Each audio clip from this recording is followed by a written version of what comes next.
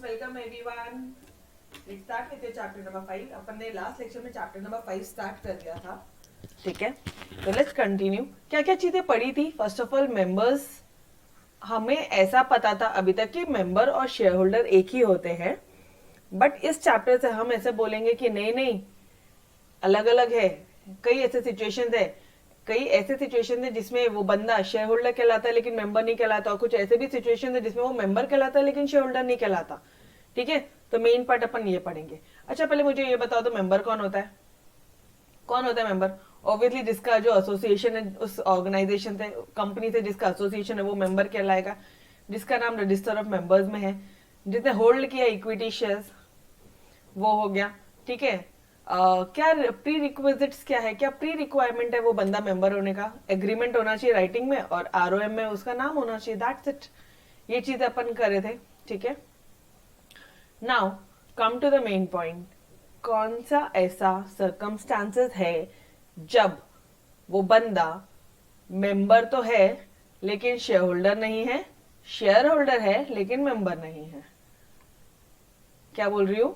कौन से ऐसे सर्कमस्टांसेस है जब वो बंदा मेंबर है लेकिन शेयर होल्डर नहीं है, लेकिन शेयर होल्डर है और मेंबर नहीं है? तो अब अपन ये पढ़ेंगे, ठीक है। नाउ अब फर्स्ट पॉइंट क्या पढ़ रहे हैं? वो बंदा मेंबर है लेकिन शेयर होल्डर नहीं है, मेंबर है शेयर होल्डर नहीं है। ऐसी कौन सी सिचुएशन होती है मैडम जिसमें आप उस बंदे को बोल दो कि भाई तू मेंबर है, कंपनी का मेंबर है लेकिन शेयर होल्डर नहीं है? अब थोड़ा सा ध्यान से देखना, ठीक है। डियर, अभी मैंने क्या किया था ओनली लेक्चर्स के इसमें एमओए में, मैंने इसे साइन किया, मैंने इसे साइन किया है, लेकिन मुझे अभी तक शेयर अलॉट नहीं हुए। सिर्फ साइनिंग की है, शेयर अलॉट नहीं हुआ है। तो I am a member but not the share holder. Done everybody. फिर कंपनी लिमिटेड बाय गारंटी, ऐसी कंपनी जिसमें सिर्फ और सिर्फ यही है, जिसमें शेयर है ही नहीं, तो उसमें हम मेंबर कहलाएंगे लेकिन शेयर होल्डर नहीं कहलाएंगे, obviously common sense. Done. Okay, 2-3 point तो बहुत ही शानदार जाएंगे आपके, और बाकी 3 पॉइंट आपकी मैम आपको कोरिलेट करके लर्न करवा देगी, ठीक है। फिर है मेंबरशिप बाय एक्विजेंस और एस्टॉपल। एक्विजन मतलब जब आप खुद अप्रूव करते हो, जब आप खुद परमिशन देते हो, एंड एस्टॉपल मतलब वो बंदा झूठ से अपने आप को बोलता है कि नहीं नहीं मैं मेंबर हूं। तूने झूठ बोला ना, तूने अपने आप को मिस रिप्रेजेंट किया ना कि हाँ, जैसे फॉर एग्जाम्पल पंकज सर है, वो बोलते हैं कि भाई मैं भी एक कंपनी का मेंबर हूँ, जस्ट एन एग्जाम्पल, ठीक है। तो पंकज सर ने झूठ बोला ना कि वो मेंबर है, लोगों को ऐसा दिखाया ना उन्होंने कि वो मेंबर है, तो he will be liable as a member. कोई लाइबिलिटी आती ना तो उनसे पे करने लगाएंगे, अपन पैसा भरने लगाएंगे उनको। डन एवरीवन, सिंपल सा कंसेप्ट है। ये वाला हो गया एस्टॉपल का कंसेप्ट। ये फर्स्ट वाला कौन सा कंसेप्ट है? एस्टॉपल का। और ये वाला कौन सा है? जब वो नोइंगली अपना नाम परमिट कर रहा है, तो ये कौन सा है? एक्विजेंस का कंसेप्ट है, एक्विजेंस, ठीक है। जब उसने खुद ने बोला है कि भाई हाँ मेरा नाम लिख लो मेंबर में, आपने परमिट किया, yes you are a member, लेकिन शेयर नहीं है तो शेयर होल्डर नहीं हो आप। Done, yes. हरीश सर ने मनीषा मैडम के नाम पे क्या किया? शेयर्स ट्रांसफर कर दिए, शेयर्स ट्रांसफर कर दिए, ठीक है। इनके पास में शेयर है क्या? शेयर्स है क्या? नहीं है। शेयर्स किसके पास में है? इनके पास में आ गए।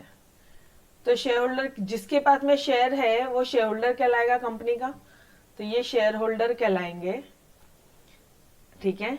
ये शेयर होल्डर नहीं कहलाएंगे, लेकिन इनका नाम आज भी रजिस्टर ऑफ मेंबर्स में है, आरओएम में है, रजिस्टर ऑफ मेंबर्स में आज भी इनका नाम है। तो ये कौन कहलाएंगे? ये मेंबर्स कहलाएंगे। और ये मेंबर्स, इनका नाम, अब हरीश सर का नाम है रजिस्टर ऑफ मेंबर में, अभी तक मनीषा मैम का नाम आया नहीं है, तो जब तक नहीं आया तब तक वो मेंबर नहीं कहलाएंगे। सिंपल सा पार्ट है। Is this part clear everybody? ठीक है। तो माय डियर फ्रेंड्स, ये कौन सा केस हो गया?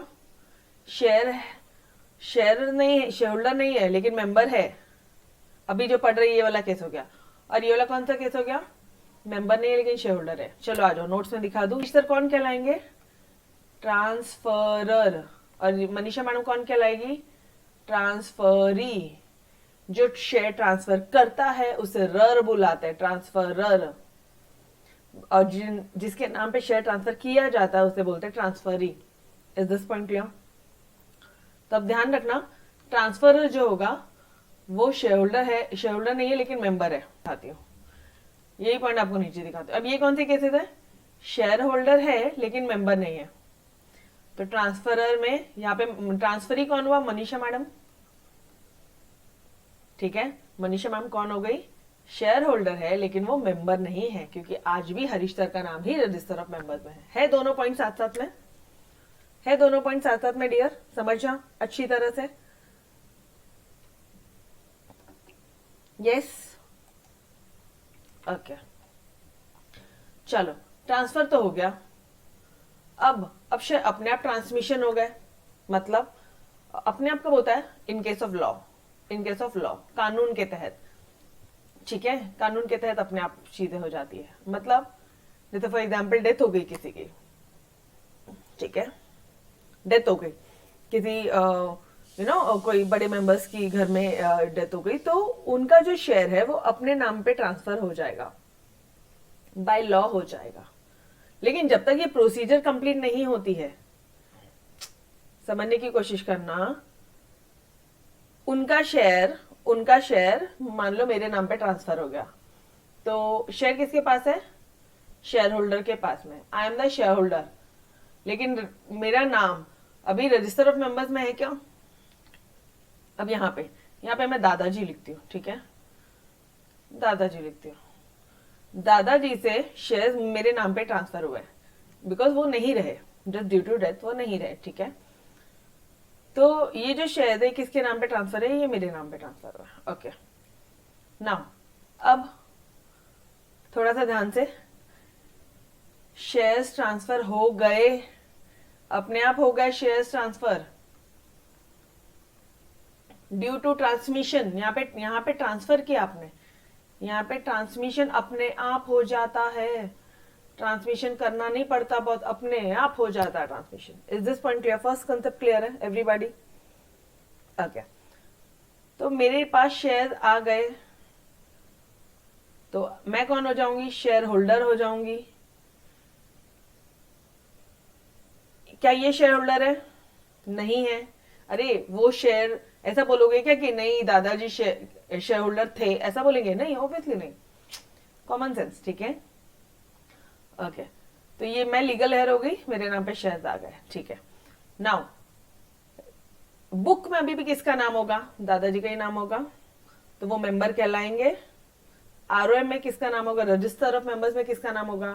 दादाजी का, तो वो मेंबर कहलाएंगे, शेयर होल्डर नहीं कहलाएंगे। ये हो गया फर्स्ट केस।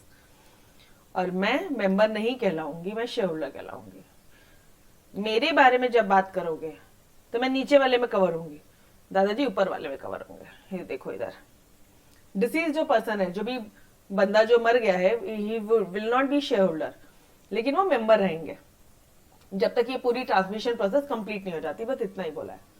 Done everybody? अब यहीं पे नीचे आ जाओ, हाथ साथों हाथ पढ़ लो। अभी ये लीगल एयर कौन हो गई? ये आपकी प्रीति मैडम हो गई, ठीक है। उनके शेयर्स मेरे पास आ गए, तो मैं कौन हो जाऊंगी? शेयर होल्डर कहलाऊंगी, लेकिन मैं मेंबर नहीं कहलाऊंगी, क्योंकि अभी भी बुक में नाम उन्हीं का ही है। Done everybody?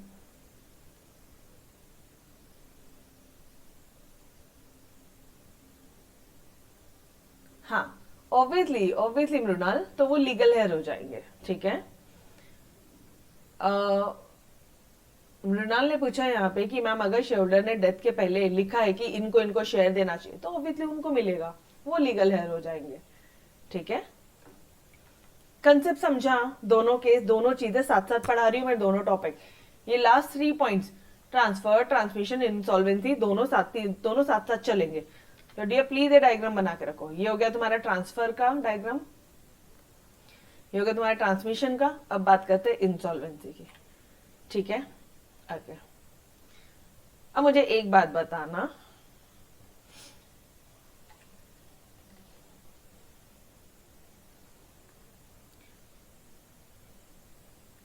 अब ना आपके हरीश सर बीच में हाथ खड़े कर देते हैं, बोलते कि मेरे पास तो पैसा ही नहीं है, ठीक है, तो सर अभी कोर्ट को डाउट होता है ऐसे कैसे बोल सकते हैं ये आदमी, करोड़ों कमाता है, इतनी सारी प्रॉपर्टीज है भाई।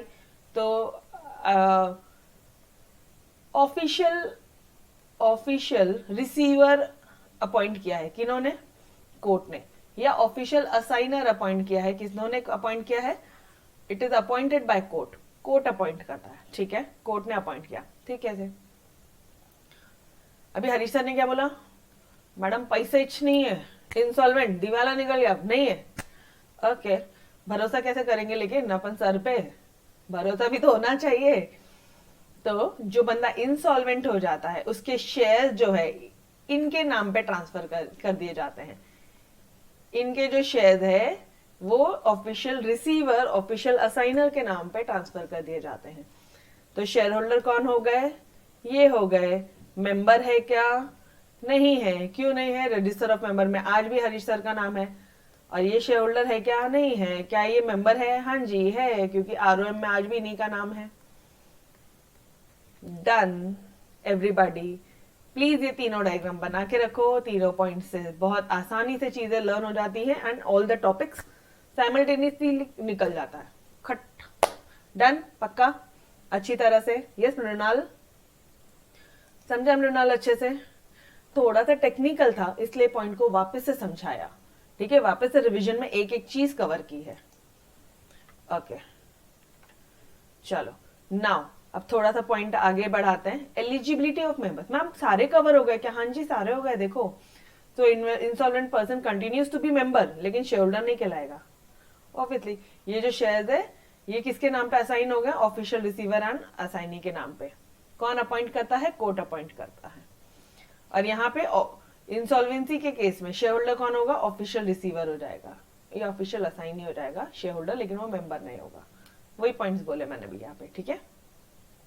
Now let's start with your another topic, eligibility of membership of a company। मतलब कब आप कंपनी के शेयर्स परचेज कर सकते हो, कौन से ऐसे सिचुएशन है कि आप कंपनी के शेयर्स परचेज कर सकते हो। When you are eligible to become a member of a company, कब खरीद सकते हो।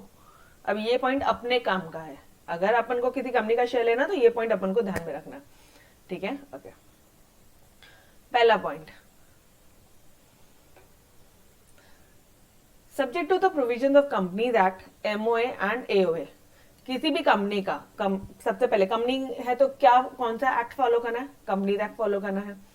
कंपनी है तो कौन से दो important, most important document follow करना है, एमओए एंड एओए फॉलो करने हैं। एनी पर्सन सुई जुरिस, मतलब सुई जुरिस मतलब legally competent to manage own affairs, जो अपने खुद के काम संभाल सकती है ना, कोई भी पर्सन ऐसी है जो कॉम्पिटेंट है। कॉम्पिटेंट मतलब क्या होता है, जो लीगली केपेबल है कि वो अपना खुद का अफेयर्स, अपना खुद का कारोबार संभाल सकती है, can become a member of a company. सुई जुरिस, डन एवरीबॉडी। ये इस तरह से ना आपको ऑब्जेक्टिव में पूछा जाता है कि what do you mean by the सुई जुरिस। लीगली केपेबल है वो, लीगली कॉम्पिटेंट है कि हम हमारा कारोबार खुद ब खुद संभाल सकते हैं, हम हमारे अफेयर्स खुद ब खुद संभाल सकते हैं। जितने अफेयर होंगे ना तुम खुद संभाल सकते हो ना, तो तुम क्या हो, सुई जुरिस हो। डन एवरीबॉडी, सिंपल है, ठीक है। चलो अब मुझे एक बात बताना, ये बेचारा माइनर 10 लोगों से अफेयर करेगा और बाद में आके मम्मी पापा पे ठोक देगा, ठीक है, लड़ाई झगड़ा करके आएगा। मुझे बताना क्या वो मेंबर बन सकता है, क्या माइनर, एक छोटा बच्चा मेंबर बन सकता है क्या, नहीं, वो मेंबर नहीं बन सकता। लेकिन वो माइनर इंसान मान लो किसी रिलेटिव्स के घर में या किसी गार्जियन के घर में रह रहा है, तो क्या वो गार्जियन उसके बिहाफ में, क्या हरीश सर अपने बच्चे के चुन्नू मुन्नू के नाम पे शेयर खरीद सकता है, हाँ जी। क्या हरीश सर अपने चुन्नू मुन्नू के हिसाब से, या मैं वो चुन्नू मुन्नू के बिहाफ में शेयर खरीद सकती हूँ क्या, आई एम ऑल्सो गार्जियन, तो क्या मैं चुन्नू मुन्नू के लिए शेयर खरीद सकती हूँ, बिल्कुल खरीद सकती हूँ। अ guardian can enter into share purchase transaction on behalf of minor, लेकिन वो जो माइनर है वो खुद मेंबर नहीं बन सकता, मैं उनके बिहाफ में मेंबर बन सकती हूँ। डन, सिंपल सा पार्ट था। जो अपना खुद का नहीं देख सकता वो क्या शेयर मेंबर बनेगा किसी कंपनी का, कॉमन सेंस है, नॉर्मल पब्लिक, नॉर्मल इंसान, लॉजिक इसमें। इंसॉल्वेंसी, खुद तो बिजनेस नहीं संभल रहा है, खुद तो हरीश सर ने हाथ खड़े कर लिया और अब बोलते नहीं नहीं मेरे को भी मेंबर बनना है कंपनी का। ऐसा नहीं होता है सर जी, ऐसा नहीं होता है, ठीक है। तो कौन मेंबर बनेगा? बेनिफिशियल राइट किसको ट्रांसफर कर दिए जाएंगे? ऑफिशियल रिसीवर या असाइनी को। और ये बंदे, ये कौन अपॉइंट करता है? कोर्ट अपॉइंट करता है। कोर्ट ने जिस इंसान को ऑफिशियल रिसीवर असाइन किया उन्हीं को शेयर ट्रांसफर हो जाएंगे हरीश सर के। हरीश सर इंसॉल्वेंट हो गए थे, उन्होंने हाथ खड़े कर दिए थे, ठीक है, तो उनको ही शेयर ट्रांसफर करे जाएंगे। सो द इंसॉल्वेंट पर्सन मतलब Harish sir will stop being member. Harish sir member नहीं बन सकते वापस से कंपनी के, माइनर नहीं बन सकते, हरीश सर नहीं बन सकते। Done everyone, is this 2 points clear? फिर कोई इंसेन इंसान या कोई लुनाटिक इंसान नहीं बन सकता। इंसेन मतलब कोई अनसाउंड माइंड, पागल इंसान नहीं बन सकता। ऑब्वियसली वो एंटर नहीं कर सकता और वो भी मेंबर नहीं बन सकता है कंपनी का। Common sense.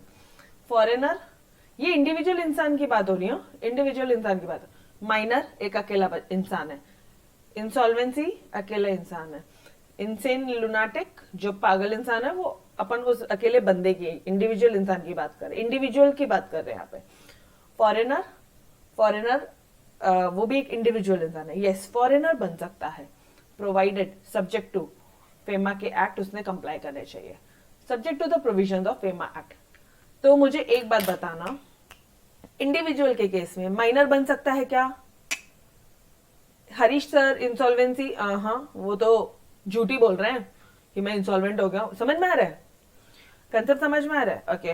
तभी तो कोर्ट ने अपॉइंट किया वो ऑफिशियल रिसीवर असाइनर को कि वो चेक करेंगे कि हरीश सर सच में इंसॉल्वेंट है या नहीं है वगैरह वगैरह, पूरा डिटेल प्रोसीजर चलेगा अभी तो, ठीक है। ओके। इंसेन कोई पागल इंसान, लुनाटिक इंसान, वो भी नहीं बन सकता। फॉरेनर, हाँ फॉरेनर बन सकता है बॉस, ठीक है। Subject to provisions of foreign exchange management act 1999, foreigner member बन सकता है। सब्जेक्ट टू मतलब अगर उसने वो प्रोविजन फेमा एक्ट 1999 के प्रोविजन कंप्लाई किए हैं तभी वो बनेगा, अदरवाइज नहीं बनेगा। तोड़, सिंपल, स्मूथ जा रहा है क्या चैप्टर? इतना बताओ मुझे, यस और नो? पक्का? यस, ठीक है। अब यहाँ पे हम लोग ऑर्गेनाइजेशंस की बात कर रहे हैं, ऊपर इंडिविजुअल की बात किया, ठीक है। यहाँ पे ऑर्गेनाइजेशंस की बात हो रही है कि क्या ये ऑर्गेनाइजेशन मेंबर बन सकती है? अब मुझे एक बात बताना, क्या कोई कंपनी दूसरी कंपनी के शेयर खरीद सकती है क्या? खुद कॉमन सेंस, क्या कोई कंपनी दूसरी कंपनी के शेयर खरीद सकती है? हाँ जी, खरीद सकती है, बिल्कुल, ठीक है। Only if it is authorise by MOA, अगर एमओए एओए मैंने परमिशन दी तभी, नहीं तो नहीं। ऑब्वियसली वो अपने दो मोस्ट इंपॉर्टेंट डॉक्यूमेंट्स हैं, ठीक है। अच्छा, अब मुझे एक और चीज बताना, ये है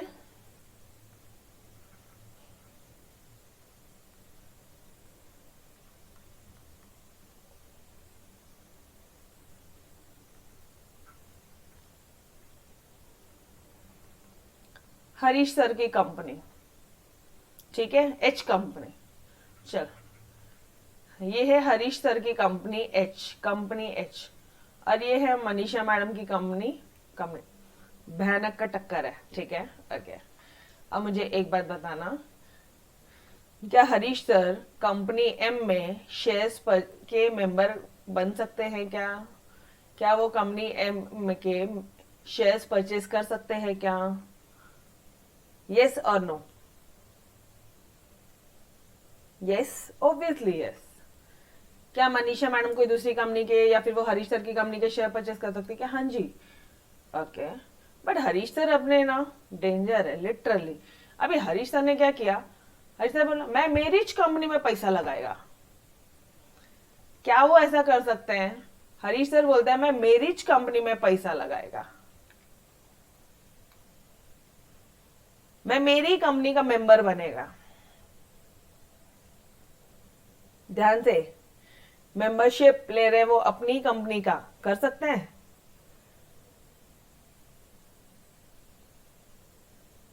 बोलो, कंफ्यूज हुआ? सन्नाटा क्यों है? गलत तो गलत होने दो, कोई दिक्कत नहीं। नहीं, नहीं बन सकते। अ कंपनी, नहीं, एक सेकेंड। यहां पे क्या हुआ, यहां पे मैंने आपको एग्जांपल दिया कि हरीश सर जो कि एक शेयर होल्डर है या जो कि एक मेंबर है, वो कंपनी के शेयर परचेज कर रहे हैं, तो ये कर सकते हैं, ये मेंबर बन सकते हैं, ठीक है, ये बन सकते हैं मेंबर। बट अगर मैं ऐसा बोलूं कि कंपनी एच खुद बोलती है कि मैं अपने कंपनी के शेयर्स खरीदूंगी, कंपनी खुद बोलती है मैं मेरी कंपनी के शेयर्स खरीदूंगी, हरीश साहब की कंपनी बोलती है कि मैं मेरी कंपनी के शेयर खरीदूंगी, क्या ये पॉसिबल है? हाँ, अगर हरीश सर ने अपनी कंपनी में पैसा लगाया तो वो कैपिटल होगा, चिंता नहीं, इन्वेस्टमेंट, शेयर भी खरीद सकता है, ठीक है, वो शेयर कैपिटल में आएगा। बट क्या कंपनी एच खुद ही की कंपनी में शेयर खरीद सकती है क्या?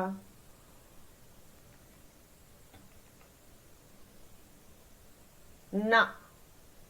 समझ में आया लॉजिक? कंपनी एच खुद ही की कंपनी में कैसे क्या पैसा लगाएगी यार? कंपनी है वो, कंपनी है। हाँ, एक कंपनी दूसरे कंपनी में लगा सकती है, दूसरी कंपनी पहले कंपनी में लगा सकती है, और एक कंपनी दूसरी कंपनी में लगा सकती है, लेकिन एक कंपनी खुद ही की कंपनी में कैसे लगाएगी यार? ठीक है, तो बस यही चीज है, यही चीज यहाँ पे बोली है, a company can not invest in its own shares, company खुद के शेयर में इन्वेस्टमेंट नहीं कर सकती। तुम कैपिटल जरूर लगा सकते हो, तुम शेयर कैपिटल में जरूर, तुम कैपिटल लगा सकते हो, समझ में आ रहा है? बैलेंस शीट का जो कैपिटल वाला साइड है वो तुम जरूर लगा सकते हो, ठीक है, लेकिन तुम इन्वेस्टमेंट नहीं कर सकते हो। मतलब ऐसा यहां पे बैलेंस शीट में असेट साइड में ये नहीं दिख सकता कि इन्वेस्टमेंट बाय कंपनी एच, और ये बैलेंस शीट है कंपनी की, कंपनी एच की बैलेंस शीट है, हरीश सर की कंपनी की बैलेंस शीट है, और हरीश सर की कंपनी में ऐसा दिखता है कि कंपनी एच ने ही कंपनी एच में इन्वेस्ट किया। कुछ भी रबिश। समझ में आया लॉजिक? इन्वेस्टमेंट नहीं बोल सकते तुम, कैपिटल जरूर बोल सकते हो। इन्वेस्टमेंट नहीं बोल सकते तुम, कैपिटल जरूर लगा सकते हो। Done everybody? ये समझ में आया कि एक कंपनी खुद के शेयर में इन्वेस्टमेंट नहीं कर सकती, ठीक है, ओके।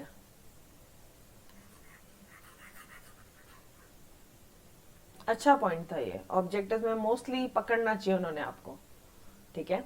अच्छा मुझे एक बात बताओ, हरीश सर की कंपनी मनीषा मैडम की कंपनी में कब इन्वेस्ट करेगी? एच कंपनी एम कंपनी में कब इन्वेस्ट करेगी? जब एच कंपनी के एमओए में लिखा होगा कि हाँ तुम इन्वेस्ट कर सकते हो, तभी, only if it is authorise by MOA, ठीक है, ये ध्यान रखना। जब परमिशन मिलेगी तो ही कर सकते हैं, नहीं तो नहीं कर सकते हम, ठीक है, ओके। ना कोऑपरेटिव सोसाइटी, कोऑपरेटिव सोसाइटी क्या कोऑपरेटिव सोसाइटी एक्ट के तहत रजिस्टर्ड है? इतना बताना मुझे, क्या कोऑपरेटिव सोसाइटी एक्ट के तहत रजिस्टर्ड है? यस, तो वो एक रजिस्टर्ड एंटिटी हो गई, यस, रजिस्टर्ड एंटिटी हो गई। तो क्या वो किसी भी कंपनी का मेंबर बन सकती है? यस, क्योंकि वो एक अलग अलग हो गई है, लीगल एंटिटी है वो, डन, ठीक है, वो एक रजिस्टर्ड एंटिटी है, ओके। एलएलपी, क्या एलएलपी भी एक लीगल पर्सन है? क्या एलएलपी भी ज्यूरिसडिक्ट पर्सन है?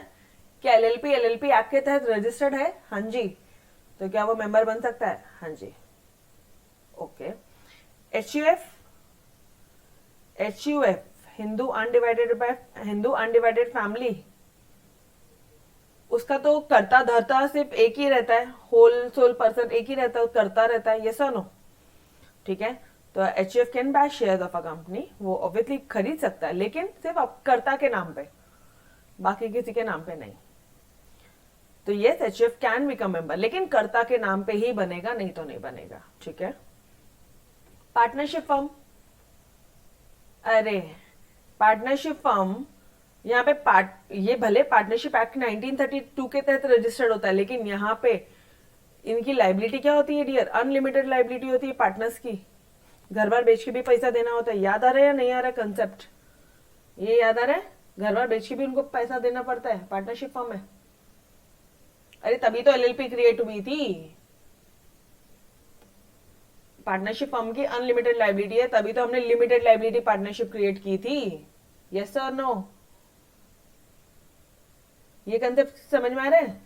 तो पार्टनरशिप फर्म मतलब इन शॉर्ट, जब इसकी, अब ध्यान से सुनना, इन शॉर्ट इसकी क्या है, अनलिमिटेड लाइबिलिटी है।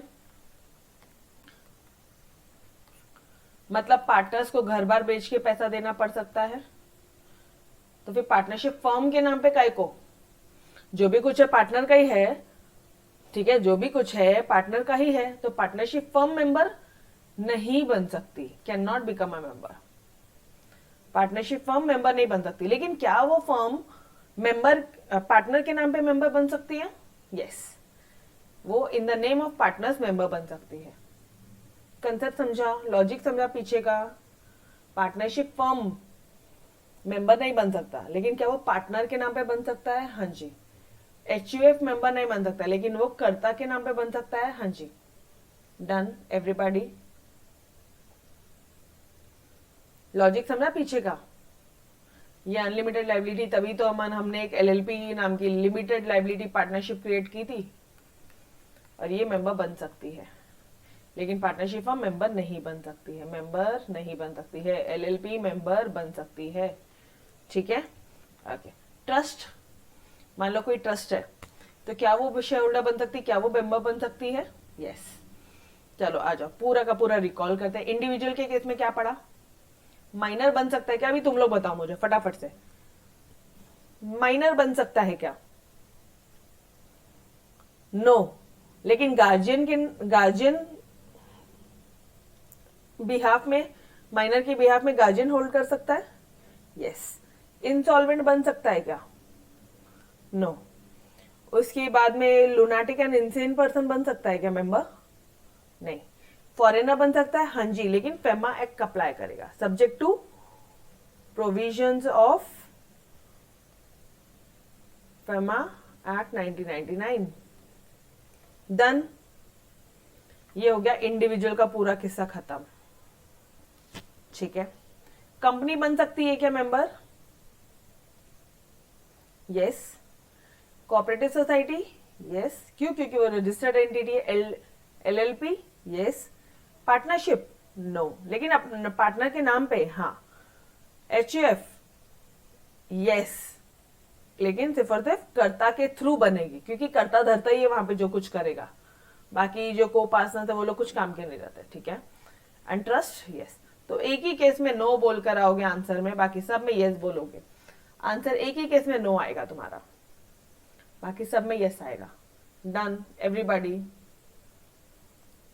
तो विद द कंसेप्ट समझ में आया? बहुत सिंपल था ये। यस मृणाल, समझ में आया डियर? कुछ भी नहीं है। Minor, insolvent, lunatic, insane lunatic नहीं। फॉरेनर हाँ, इंडिविजुअल का खत्ता। यहाँ पे company yes, cooperative society yes, उसके बाद में एचयूएफ यस, ओनली थ्रू करता। ठीक है। एलएलपी यस, पार्टनरशिप फर्म ना, और क्या था एक ट्रस्ट। हाँ जी। तो पार्टनरशिप फर्म में ना लिखोगे, बाकी सब में हाँ लिखोगे। ठीक है। ओके गाइस, तो we will stop till here. मिलते हैं नेक्स्ट लेक्चर में, तब तक के लिए अलविदा। Bye bye everyone, take care, खुदा हाफिज़। इसके आगे का अपन कल कंटिन्यू करते हैं। ठीक है, चलो बाय बाय एवरीबॉडी।